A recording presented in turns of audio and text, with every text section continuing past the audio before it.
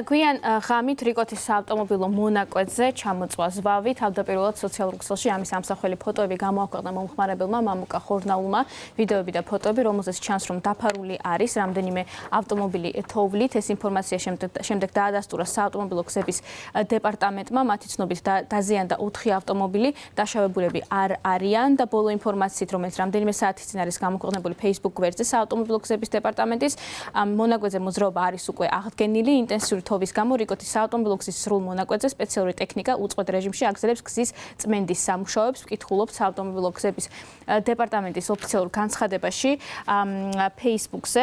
სოციალურ ქსელში მომხმარებლები ცდილობენ აქტივობას, დახმარებას, იქნება სხვადასხვა საინიციატივო ჯგუფი, რომელიც ცდილობს, რომ მიაწოდოს სამყაროს მოწყვეტილი ოჯახები, მიაწოდოს საკვები, პროდუქტები, ასევე წამლები, მოხალისეები გურიისთვის, ასეთი ჯგუფი არსებობს უკვე Facebook გვერდზე, სადაც აქვეყნებენ ფოტოებსა და ვიდეოებს, სადაც ხედავთ, რომ მოქალაქეები იკრიბებიან და მიდიან სხვადასხვა სახლთან იმისათვის, რომ მიაწოდონ ოჯახებს საკვები, პროდუქტები, წამლები და ყველაფერი, რაც მათ სჭირდებათ. ამავდროულად აღსანიშნავია ის, რომ შეიქმნა უკვე ვებგვერდი, რომელსაც ეწოდება მოხალისე.g და როგორც აღნიშნული არის, ამ ვებგვერდზე მეტნაკლებად აღნიშნული არის ყველა ტიპის ინფორმაცია, რომელიც ამჟამად არსებობს სოციალურ ქსელში, ანუ ის ტერიტორიები, ის ადგილები და სახლები, სადაც საჭირო არის დახმარება. მითითებული არის სხვადასხვა მოქალაქის ტელეფონის ნომერი,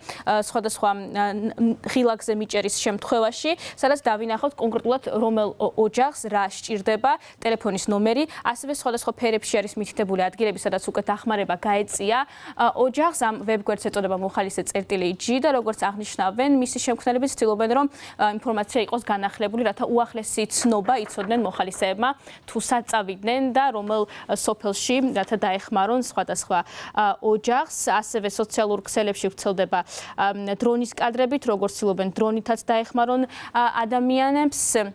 მაღალი გამავლობის ავტომობილები, რომლებიც ჩადიან ძირითადად ქუთაისიდან, იმისათვის, რომ დაეხმარონ გურიაში სხვადასხვა სოფელს დიდთოვლობის დროს.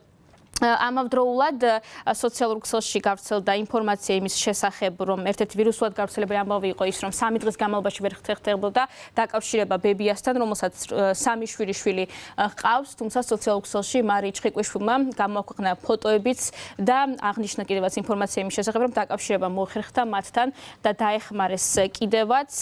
ამავდროულად არაერთი სხვა ოჯახი კვლავ ითხოვს დახმარებას, ვრცელდება ფოტოები უკვე დანგრეული სახურავების, თუ როგორი რთული იყო გამოსვლა ასეთი სახლიდან და უბრალოდ წასასვლელი რომ აღარ აქვთ ოჯახებს, ასეთი ინფორმაცია ვრცელდება სოციალურ ქსელში. ასევე გავრცელდა ინფორმაცია გაზეთმა ბათუმელებმა გავრცელეს ინფორმაცია, ქობულეთში სოფელ ხუცუბანში ერთი ადამიანი გაყინული იპოვეს, ასეთი ცნობა გავრცელდა. კაცის გაყინვის ფაქტი დაადასტურებენ ქობულეთის მერიაში, მერიის ინფორმაციით.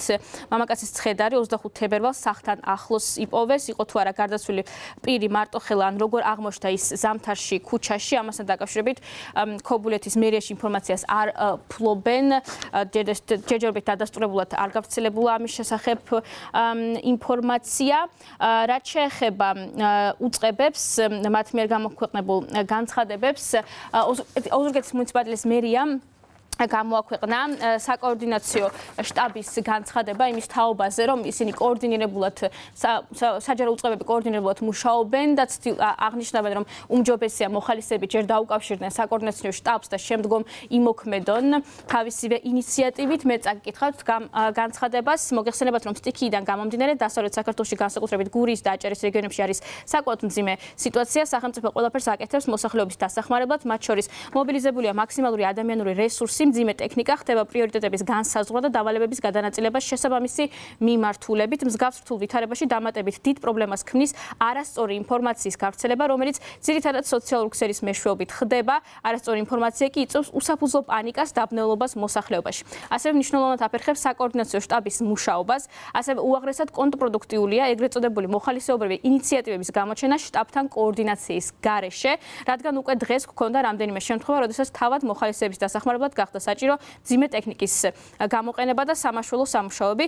ვთხოვთ ყველა საკოორდინაციო შტაბის გარეშე, ნუ დაგეგმავთ აქტივობებს, ნუ შეუშლით ხელს შტაბის მუშაობას და ნუ გაავრცელებთ გადაუმოწმებელ ინფორმაციას. ვკითხულობთ საკოორდინაციო შტაბის განცხადებაში და საგანგებო სიტუაციების მართვის სამსახურის განცხადება, მათი ცნობით 600-მდე მეხანძრე მაშველი არის ჩართული ამ სამუშაოები. შინაგან საქმეთა სამინისტროს ყველა შესაბამისი დანაყოფი დასავლეთ საქართველოში თითოეულობასთან დაკავშირებით მესამე დღეა საგანგებო რეჟიმში მუშაობს.